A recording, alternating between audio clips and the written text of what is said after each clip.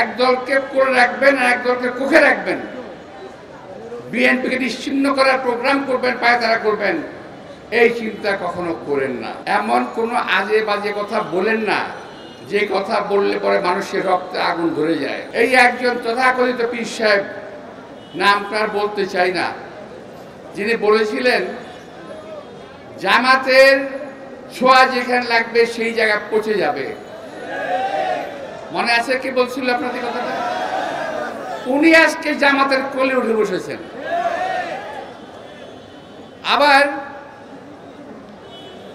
যেই জামাত এক সময় বিএনপির কাঁধে পাড়া দিয়ে মন্ত্রী হয়েছেন, এক সময় আওয়ামী লীগের কাঁধে পাড়া দিয়ে মন্ত্রী হয়েছেন, বিভিন্ন সময় যখন তারা দালালি করেছে, বিভিন্ন সময়ে তারাও আজকে এই আমার শাহাদাত বরণকারী ভাইদের উপরে তারা আজকে চেপে বসেছে। বিএনপিকে আজকে অনেকে আওয়ামী লীগের কাতারে ঠেলে দেওয়ার চেষ্টা করছেন। ওই দিন দেখলাম একটা ছেলে, আমাদের মজদুর বয়সী হবে কিংবা এখানে যারা আছে তাদের বয়সী হবে, একটা ছেলে বিএনপি সম্পর্কে বলছে গিনেস বুকে নাকি লেখা থাকবে একটি দল কিভাবে সারা বাংলাদেশ থেকে নিশ্চিহ্ন হয়ে যায়, অর্থাৎ তারা নাকি আমাদেরকে বাংলাদেশ থেকে নিশ্চিহ্ন করে দেবে, এমন ঔদ্ধত্য প্রকাশ করে বক্তব্য রেখেছে। আমি বলবো ভাইরা, দয়া করে জিহ্বায় একটু লাগাম দেন।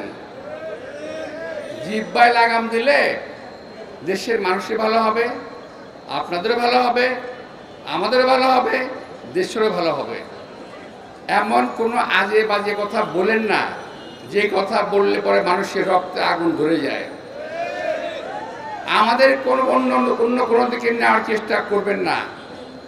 আপনারা পায়ে পাড়া দিয়ে বিএনপির সঙ্গে ঝগড়া চালিয়ে চালানোর চেষ্টা করছেন।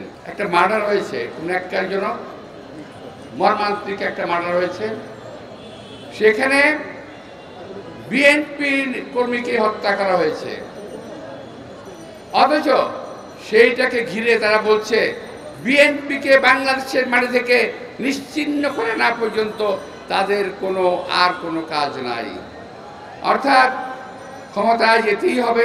অনেকে বলছে বিএনপি ক্ষমতায় যাওয়ার জন্য পাগল হয়ে গেছে। আমার জবাব হলো বিএনপি ক্ষমতায় যাওয়ার জন্য পাগল হয় নাই। বিএনপি 17 বছর রাজপথে আন্দোলন করেছে দেশের মানুষের গণতন্ত্রের জন্য, ভোটের অধিকারের জন্য, আর আজকে সেই সুযোগ নিয়ে বিএনপিকে নিশ্চিহ্ন করে দিয়ে আপনারা ক্ষমতায় যাওয়ার চেষ্টা করতেছেন। আপনারা ভাবছেন বিএনপি যদি না থাকে তাহলে আপনাদের ক্ষমতায় যাওয়ার পথ প্রশস্ত হয়ে গেল। আরে ভাই, বিএনপির একটা নেতা কর্মী জীবিত থাকতে কখনোই আপনাদের খায়েশ কখনো পূরণ হবে না।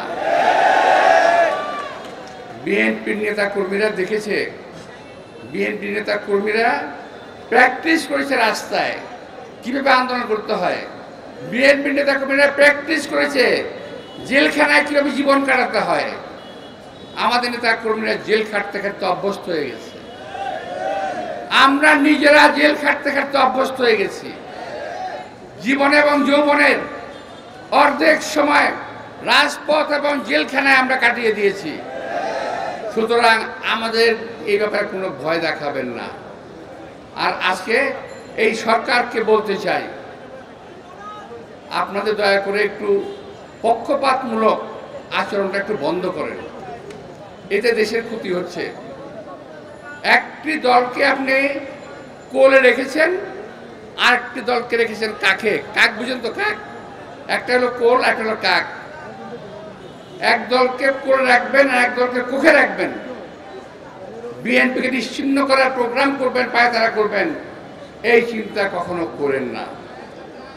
আপনারা দল এসেছেন, আমরা স্বাগত জানিয়েছি, আমরা সহযোগিতা করার চেষ্টা করছি, আপনাদেরকে সহযোগিতা দিচ্ছি।